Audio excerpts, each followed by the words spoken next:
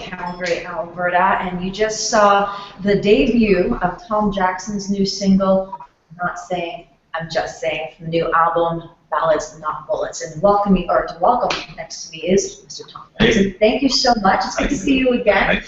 Musician, award-winning actor, and philanthropist, not necessarily in that order, but these are all claims to your name, and we're so happy to have you here today. Well, thank you very much. So, next 30 minutes, we're going to be talking with Tom about his single, his new album, also how you can get involved, because, again, we want to get into your philanthropic endeavors with the Canadian Red Cross. We also have the Red Cross speaking with us this morning. And we're also welcoming you to send us your questions. Go to Tom's Facebook page, post a question, anything you want to ask him. He is pretty candid. So please do. Yes, absolutely. Don't be scared. So I have my first question for you. Yeah. Love song. I'm not saying, I'm just saying. Tell us a bit about it.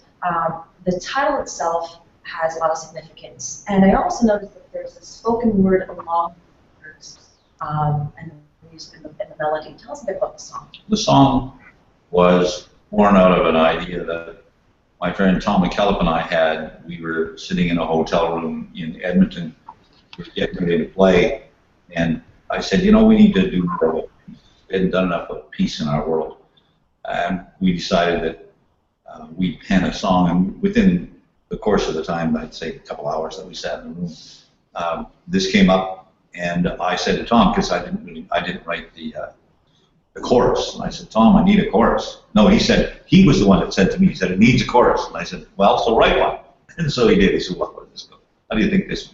And at the end of the day, it became part of a project which now is called Ballads Not Bullets, which was born out of a question that was asked me in the media at some point, why I chose music as an instrument of change. And I responded, having thought back in my life that I had a choice at one point to decide what I was going to do in my life with respect to what was going on in the world. And it was a very turbulent time. And I had a choice back then, ballads or bullets. And I chose ballads. So that's a very, I mean, the name itself says a lot, it speaks a lot. Do you want to share a little bit about that story of yours with regards to how this song came to be today? I'm not saying just saying, because obviously you're very passionate about making change. We've seen you here in Calgary. We've had a great opportunity to see you perform and deliver that message many times before. I think it's important for me to convey that part of my journey is passing the message on, as I have for many, many years, to say that the gift is in the giving. And that my skill set is restricted in a lot of ways to understanding the media. So if I'm going to make change, then I have to utilize what it is I'm going to do. But the change that I so passionately, and the fire that burns within me, is to help those who are less fortunate. One of the things that you may or may not know about me is that when I was 38 years old, I lived in a hole in the ground. Now, I don't necessarily want to tell you about that, because it's not really important how I got there. It's really important to know how I got out of it. And that was that there was a man who was worse off than me. And for whatever grace of God, the Creator, sent me an angel, and this man, I helped him, and it changed my life. It changed my life from that point to this point. And I became addicted to saving lives, and that's what I do, and I align with people who, in fact, are better at that than me, and I support those organizations that are actually in the trenches. And as it relates to this project overall, and I'm not speaking, and I can't speak, and I've never spoken for a nation. I speak as a First Nation person, and likewise, my very humble and grateful association with the Red Cross, I state this, that none of the opinions that I will say to you or to you are anything but my own opinions. So that being said, my affiliation with the Red Cross and with food banks and the Salvation Armies and with UVille, and that's how you and I met, the Women's Shelter, all of those organizations that I'm very happy to try and assist in some way. are those who are actually in the trenches, and those are the people that we have to support. And I'm not saying it's the start of a peace movement. We hope to have a peace movement that will come out of this, where if you download, and you can download the video and the song for $1.29 on iTunes, $1.29. It's less than a coffee. And the money that would normally come in my direction will in fact go to the Red Cross, and we're hoping that people will then go to the Red Cross. In turn, there's a link there, and make an additional donation to the Red Cross, because they are, even today as we speak, there's an incident here in Calgary where they're on the ground here. They're not just on the ground in Syria, but they happen to be on the ground in Syria. So I say me and my team of angels without wings, although they should have them. You know, they all probably do, I just can't see them. Well, I mean, just to kind of make a quick mention, again, you're right, Canadian Red Cross on the ground right here in Calgary, we just experienced a pretty significant power outage right in the downtown core. So again, their work reaches, whether it's just right in our own backyard and obviously right around the world. Tom, I mean, you've touched on the spirit of giving back to the community.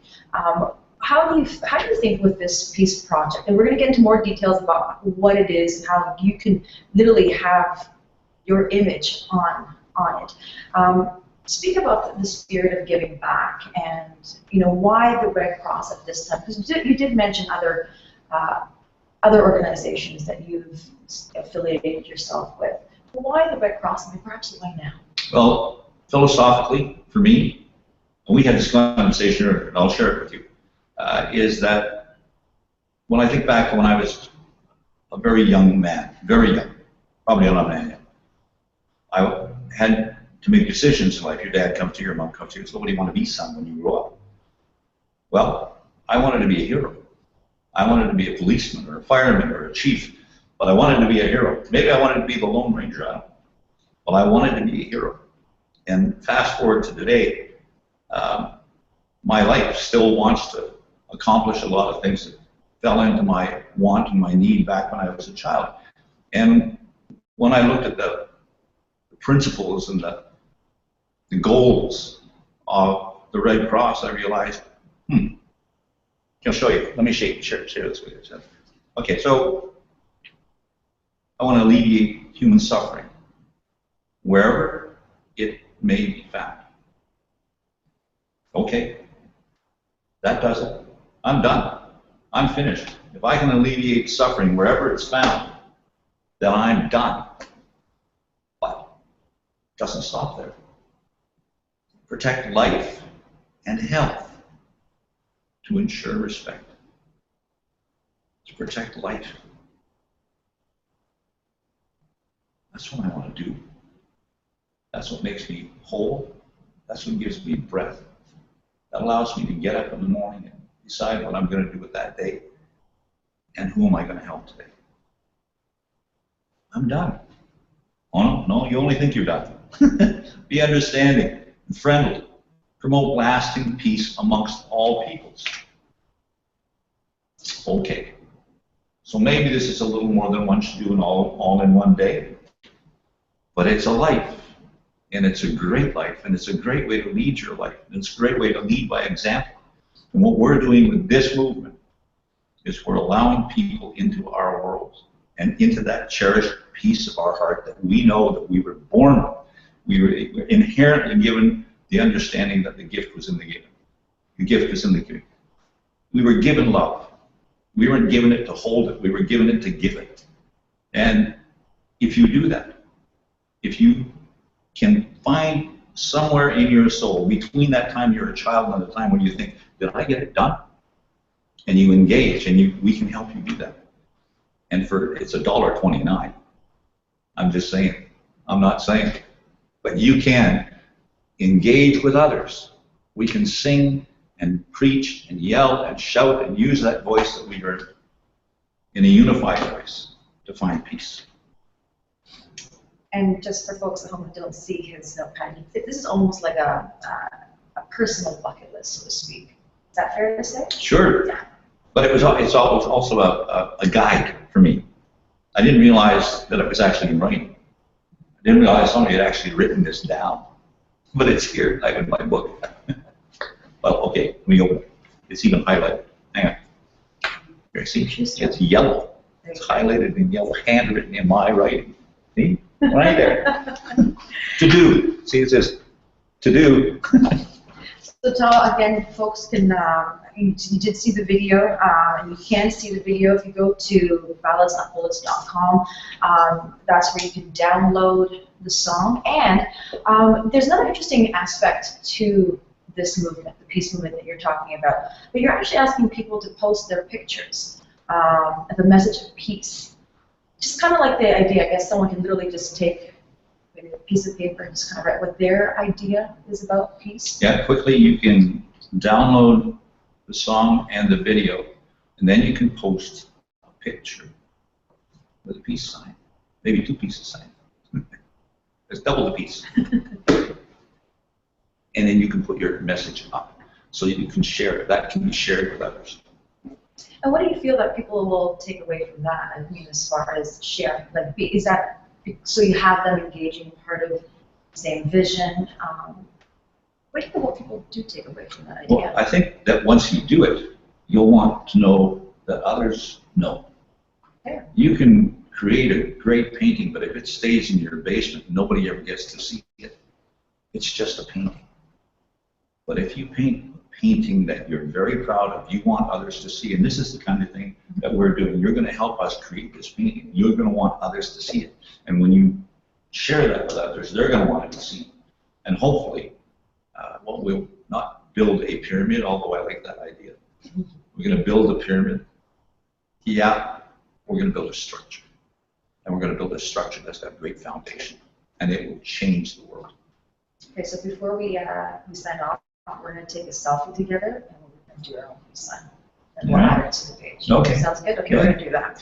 So I thought what was interesting is that also with balladsnotbullets.com is that you're also inviting other artists to get involved. So it's, you know, it's not just your fans and those who are interested in supporting the Red Cross, but it's also other artists.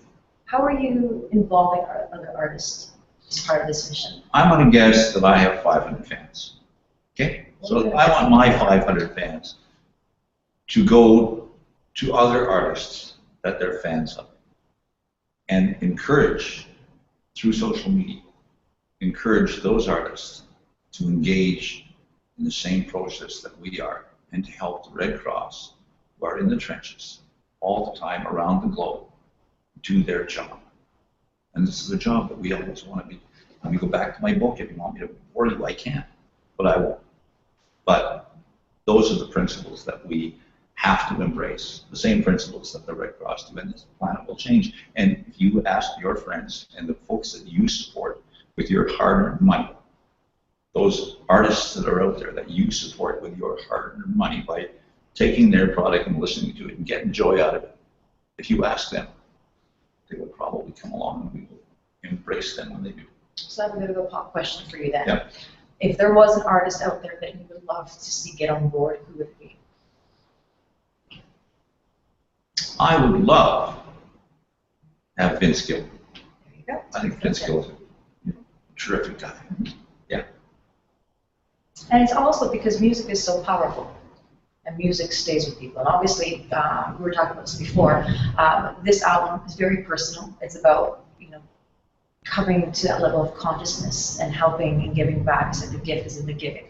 So with music, people, they relate to it. It makes them feel good, but also transcends that message. So I guess the question I have now is that you have selected the Red Cross, and you know you've paralleled it with the music that you're creating now, and for the digital peace wall. So why the Red Cross? And we will be bringing the Red Cross in just a few moments. But why then? Why now? I had an experience last year. If you didn't get the memo, there was a flood last year. Very significant. In Alberta. Yep. There was a flood. Mm-hmm. And at every turn, although there were others, wonderful angels, armies on the ground, in and around the southern Alberta area, on the front line, all the time, was the Red Cross. And now that Calgary is my home and my family, I am driven towards those who helped my family. And at every turn I saw the Red Cross. And I reached out to them, and they, with open arms, received me and allowed me into their lodge. So now I want to help them do what they do in their continued efforts around the planet. Very good. And with that note, I'd love to bring in from the Canadian Red Cross, Catherine Gribben. She is the Senior Legal Advisor, International Humanitarian Law at the Red Cross. Good morning, and thank you for joining us. Thank you so much for having me. This is my first Google Hangout, so I feel very excited. Yeah, this is ours too. So this is a very new territory for all of us. Catherine, thank you very much for joining us. And we'd love to know, obviously Tom speaks so highly of the Canadian Red Cross and the work that you do. Why Tom Jackson, as I understand, is your Red Cross ambassador? Well, Mr. Jackson did just speak so eloquently, and so thank you very, very much for all of those kind words, which are we take very seriously and we cherish them. So the Canadian Red Cross is honored to work with Tom. He's obviously very well known in Canada and around the world for the humanitarian work that he does. And he too is motivated by this desire to help those people in need, as Tom has just mentioned a couple of times throughout his interview. And he's obviously as well a longtime friend and champion of the Red Cross. And his passion to help those in need is a passion that we share, and very much one that we foster and encourage others to have. And we acknowledge all of his great work in Canada and very much thank him for his continued support. And also this very innovative approach to both fundraising, but also really raising awareness about the work of the Canadian Red Cross in Canada and around the world. This is all very, very important for us. So Catherine, tell us a bit about, I guess, some of the work that you guys are doing currently. I mean, obviously we were just touching on the fact that the Canadian Red Cross representatives are in Calgary right now that have been helping out with the power outage in the west downtown, but also there's a lot of international work. And obviously Tom also touched on the fact that not too long ago, the big flood of 2013, which happens to be the most costliest natural disaster in Canadian. So the Canadian Red Cross, our mandate is to respond to the needs of the most vulnerable, and that's in Canada and around the world. And we do so in times of armed conflict as well as times of natural disaster. So the Red Cross Red Crescent movement actually represents the largest humanitarian network in the world. And it's made up of national societies like the Canadian Red Cross in almost every country and territory around the world. So with these national societies, we have millions of staff and volunteers who work in order to be able to fulfill the mandate of the Red Cross Red Crescent movement, which is to improve the lives of the vulnerable people and provide neutral and impartial humanitarian assistance, particularly to those who are affected by natural disasters or armed conflict. So we do this in a non-discriminatory fashion. We do so not based on religion or ethnicity or nationality, but instead we work to provide assistance to all victims without prejudice. So our primary goal and our primary focus is to respond in communities who have been affected in order to make them stronger and safer in the long run. And some of the ways that we do this internationally is that we provide relief, emergency relief, so that can come in the form of shelter, or food, or water. In addition, we also reconnect families who have been separated by a time of armed conflict or natural disaster. As you can imagine, there's a lot of chaos that ensues, and very, very sadly, people go missing or families are separated. In addition, we also fight diseases, so we work on HIV, influenza, malaria, tuberculosis. In addition to national societies who operate in countries all over the world, we also have an organization called the International Committee of the Red Cross. And what the ICRC does is they work in times of armed conflict, and they work to provide assistance to victims of armed conflict. And they promote international humanitarian law. And then finally, within the Red Cross Red Crescent movement, we have the International Federation of Red Cross and Red Crescent Societies. And what the Federation is it's an umbrella organization that works to promote and support and coordinate all of the work that's done by all of these 189 national societies who work around the world. So Mr. Jackson had mentioned earlier about his motivation to help those who are in need, and he joins millions of staff and volunteers literally around the world who do this on a daily basis. So the highest profile part of the Red Cross work is oftentimes that emergency response. So our response, like Tom had mentioned about Calgary, but in addition to this in Canada, we also have programming on violence and abuse prevention. We do first aid and water safety, and we also do promotion of international humanitarian law.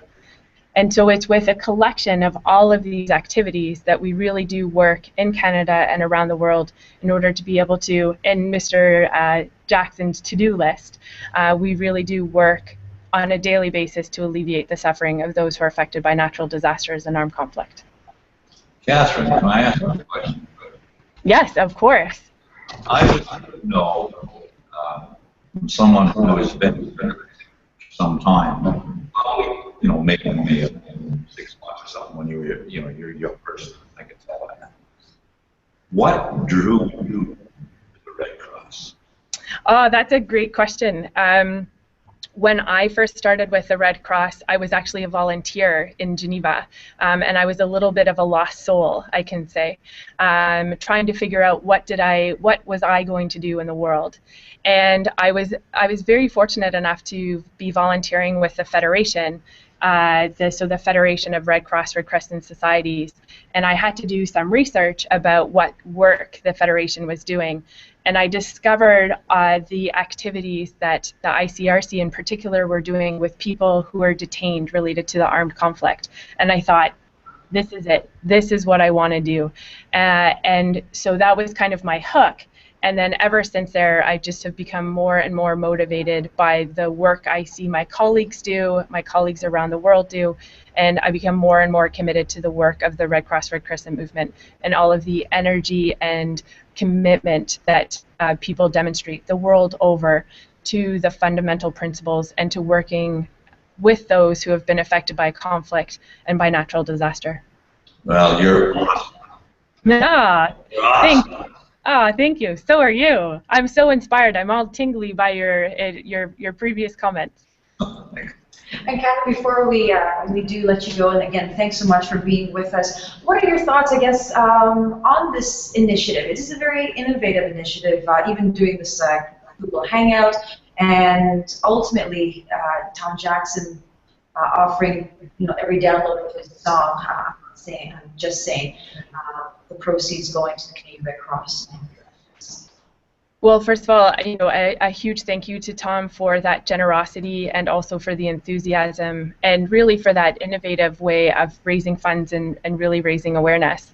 And, you know, anything that really raises awareness of the plight of those who are in need is a good thing.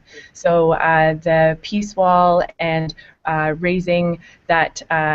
raising the profile of that initiative is really wonderful, and we wish Mr. Jackson all the very best of luck. All right, Catherine, again, thank you so very much for taking the time to spend with us, and continue doing the good work that you guys all do. Thank you very much. Thanks so much for your time today. All right, take care. You too. Thank you. We did mention, Tom, that we were inviting people to ask some questions on your Facebook page. We do have a few questions, so we have some. Roll them in. We have one from Marilyn Brazo, and she asks, how do you think about our Human Rights Museum, that's in Winnipeg, that just recently opened up, and our Aboriginals people wanting to use the strong wording genocide, and what the government has done to our people referring to residential schools, and you being Aboriginal descent, do you support this? And also she adds, no pressure, fairness, equality for all, healing journey towards liberation. Many blessings. Good question. Well, let me say again, my answer is my own answer, not as a spokesperson for First Nation people. I don't have the right to do that. And I have to further say, and I'm not skirting this issue, not knowing the context of the word genocide being used in the museum, it would be very difficult for me to give you an honest answer. I could fake one, but it wouldn't be honest. So I'll be totally honest with you in this to say I wouldn't myself be comfortable using the word genocide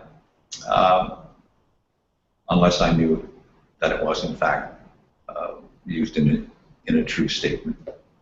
The question, what was the second part of the question? It asks what the government has done to our people referring to residential schools and being Aboriginal. Do you support this? I don't think that anybody who has got any knowledge at all about residential schools will strip the issue that it was a tragic event, that it has ramifications that are generational, and it's going to take generations, in my opinion, to find a place that we will say is now healed. This is a healing process, and we have to be diligent, we have to be confident, and we have to be committed to finding that healing process and stick with it until because we've exposed the canker and we need to find the cure. So we have to be continued on that path. Now the latter part of this, which is really interesting, more than that for a second, where it is, no pressure taken, fairness and equality for all on this healing journey towards liberation. Blessings. I'm going to plagiarize you. I want to say this in closing. Fairness and equality for all on this healing journey towards liberation. Blessings. Okay. Our next question takes us on a bit of a curve, but I like it. It's from Hannah from Winnipeg. This is to talk about your acting career, which Tom does have, and he asks, how did you feel when you got the call for Star Trek, The Next Generation? Were you a big fan of the show beforehand? Hi, Aaron. Thanks for asking. When I was sitting with my friend Graham, who I don't fish. He does. He's a fan of fishing. He's got a boat, a dinghy out in a slough. There's no fish in that lake. He'll sit out there. We were in this dinghy about what we wanted to do in life that we had, because he's an actor. And we both agreed that we would love to be on Star Trek. Well, I got the call because I think somebody got sick. Like, I think they had cast the role. And I think somebody got sick, so they needed some, an Indian, not necessarily 6'5", but they needed an Indian guy. So they called me. And I said, okay, sure, I'll do that. So I then called my friend. That was back when cell phones were about this size. Like I was in the captain's chair, and I phoned him from the captain's chair, and I said, Graham, you're never going to believe where I am. I'm sitting on the Enterprise, the deck of the Enterprise. How you doing? Make it so, #1. Make it so. So how was it? It was fantastic. Because it was, part of the early bucket list. It was a great experience, being in Los Angeles and playing with the big boys down there. I do remember doing series, television series. You got to do it fast. You got to be quick. You got to have a good memory. And I'm not sure that I had any of those, but I am Canadian. And I went down to LA. And I'm probably talking out of school here. But we were on the set, and we did a scene. It was one take. I was one take Tom. And the senior guy came over and said, Mr. Jackson, can you chill it a little? We tend to make our money in overtime. So you're almost too good for the job. Well, I mean, not too good, just lucky. Well done, well done. All right, and our next question we have. Now, I'm going to do my best here. The question comes from Joan St. D.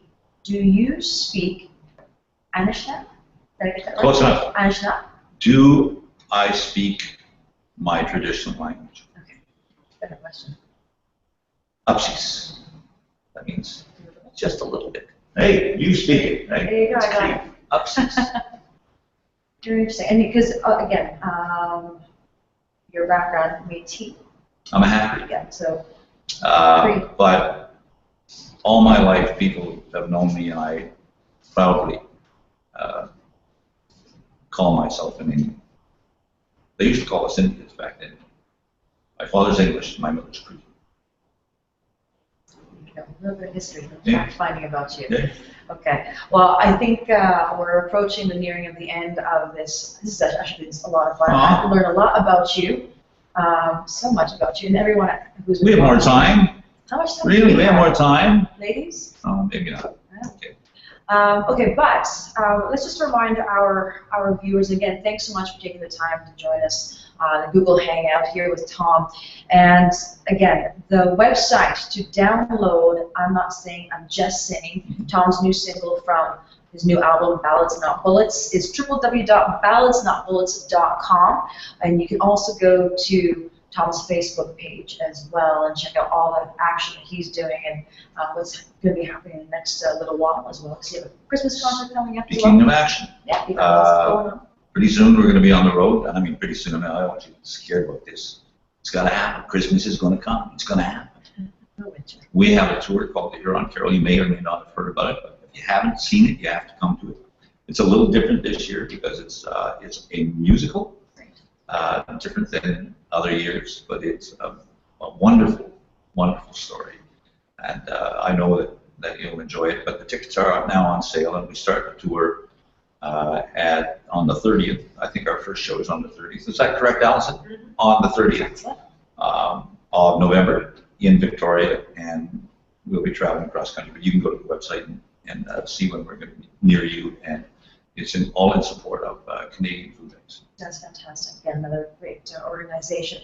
So again, before we leave, balladsnotbullets.com, download Tom's new single. Again, the proceeds will be going to the Canadian Red Cross. You heard from the Canadian Red Cross this morning from Catherine.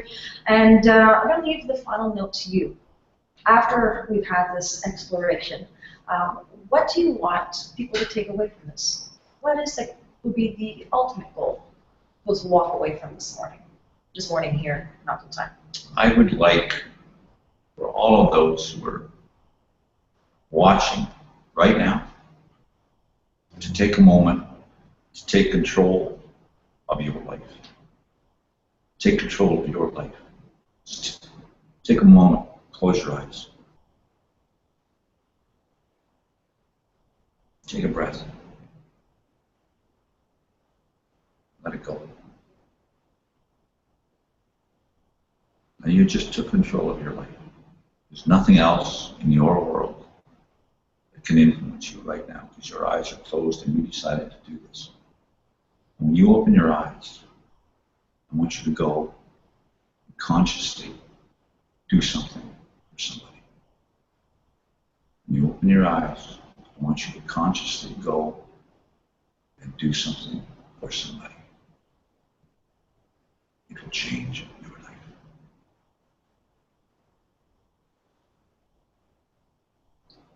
But again, www.balladsnotbullets.com. Feel free to download. Also, what did we say before we go? Take a quick picture. Oh yeah, Do a quick selfie. Everyone loves. This is actually an SD. My arms are longer than yours. So I'm Okay. gonna- No, I got it. Ready? Oh, you're used to it. Peace Okay. sign. Okay, and so this is going to be uploaded onto the digital Peace page and for the Peace Movement. And again, you can also throw your picture up there with your best peace sign. I guess that's it for us. That's it. All right, thanks so much for joining us. Don't forget I love you. Have a good day.